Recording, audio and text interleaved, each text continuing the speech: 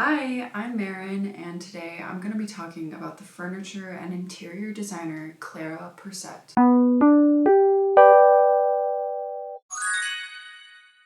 So Clara Porset was born and raised in Cuba, but was educated in Havana, New York, Paris, and North Carolina as well. So she had a very well-traveled, well-established education where she was working with a lot of different designers and architects across her educational career. She was really influenced by the Bauhaus movement, so she was working with architects like Walter Gropius and Hans Emil Meyer. A key part of her design practice was adapting these European aesthetics, European approaches to design to Latin America, to her frame of being. For example, in 1932, she presented a lecture talking about how contemporary interior design could be adapted to the tropics. So taking these things that she learned in Europe, in New York City, and adapting them to her perspective and her experience. After her very cosmopolitan education around the world, she returned to Cuba, but because of her left-leaning commitment to politics, she was forced to leave Cuba in the 1930s. From Cuba, she went to Mexico City, where she married the painter Xavier Guerrero, and they would collaborate with each other throughout their lives. Though she longed to return to Cuba, she would spend the majority of the rest of her life in Mexico.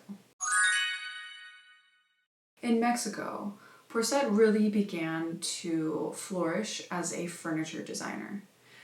She was able to get contracts with the furniture production company Ruiz Galindo Industries to create several series of office and corporate furniture that would become very iconic. She also collaborated with her husband Guerrero to design a series of furniture pieces for the Museum of Modern Art in New York. By moving to Mexico and being married to someone from Mexico, Porset became really enamored and inspired by Mexican folk art and handcrafts. And she strived to bring attention to these at a national and international level. She even curated an exhibit called Art in Daily Life, an exhibition of well-designed objects in Mexico. So she was really committed to finding and curating and almost elevating these objects that she found so deeply inspiring.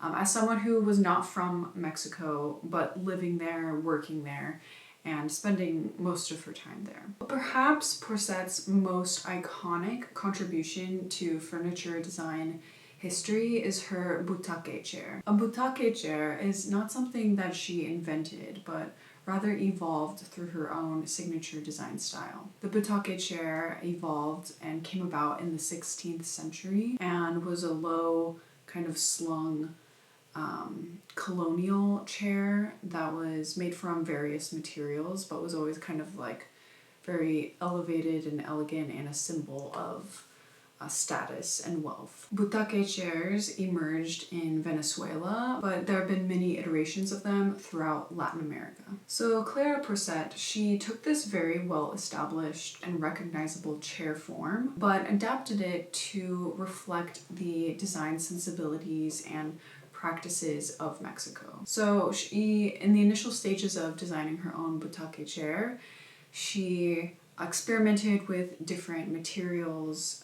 She used cowhides, different fabrics, different structures for the chair, but ultimately came up with adapting Mexican weaving techniques to create a sort of like softness and a way to easily produce the chair at a relatively low cost, while also making it comfortable and reflective of Mexican design and folk crafting practices. Largely because of Porset, the Butaque chair is now recognized as a really essential part of mestizo heritage. It's a reflection of a combining an evolution of culture. Porset was deeply committed to her furniture design and not making them just be, widely produced, easily produced, but she really thought about it as a kind of art practice and was really preoccupied and fascinated with producing these chairs as kind of works of art for her clients throughout her life. Since Porset's creation of her own Butaque chair, there have been many designers who have created them in homage to her creation. And I find this a really cool impact of her work in design.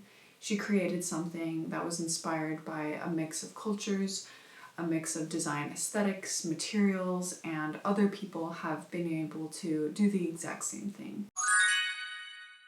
Because of her rise to acclaim in the furniture design world during this time in Mexico, Porset began to increase notoriety internationally. Eventually, she was even approached by Fidel Castro to produce interior design and furniture design for a series of schools that he was creating in Cuba. Porset had been living in Mexico for a while at this point. She had established, her life here, but she was still very eager and I think hopeful to be able to return to Cuba, to her home. The plans that she created were overwhelmingly accepted by Castro and the other people working on creating these schools. But unfortunately, because the political landscape became even more intense, it wasn't conducive to Porset's way of working there, and she eventually had to leave a second time, which I feel like she was really disappointed by. And I think she was, hopeful that this sort of situation could work out for her in Cuba, but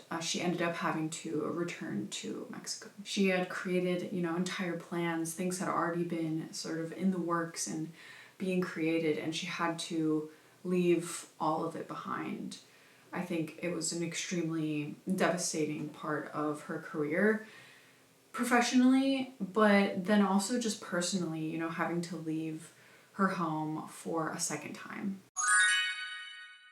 So what do we learn from Clara Porset? How is she inspiring as a designer, and what can we kind of learn or take from her in our own approaches to interior design? One of the main things that I think that we learned from her is to find design in everything, especially everyday objects. She was really committed to finding how really quotidian, normal objects could be elevated and almost celebrated through design. There's this quote that I really love from her that really exemplifies this idea. She says, "In everything there is design, in a cloud, in a fingerprint, on the sand or the sea, set in motion by the wind. It is also present in a chair, a glass, a weaving.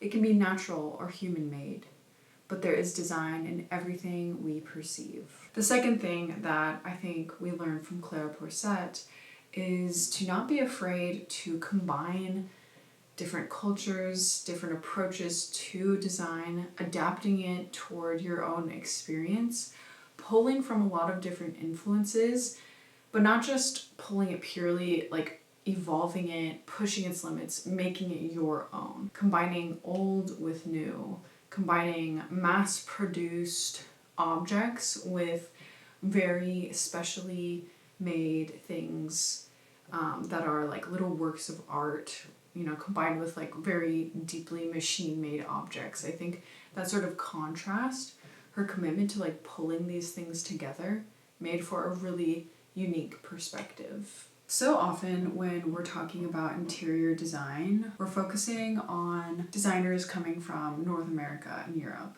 And while there are many amazing and influential designers coming from these areas, I think it's really important to talk about those perspectives and designers that come from other areas of the world. Not only because it's important to give attention to those voices, but because those perspectives are unique and extremely inspiring. So in conclusion, Clara Porset had an extremely interesting life across a lot of different cultures.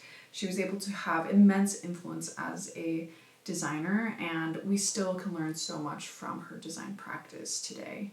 I find her story and her designs really beautiful, and I hope that you do too. If you want more design-centered content, please like and subscribe. Follow along for more videos like this, and I will see you all in the next one. Bye.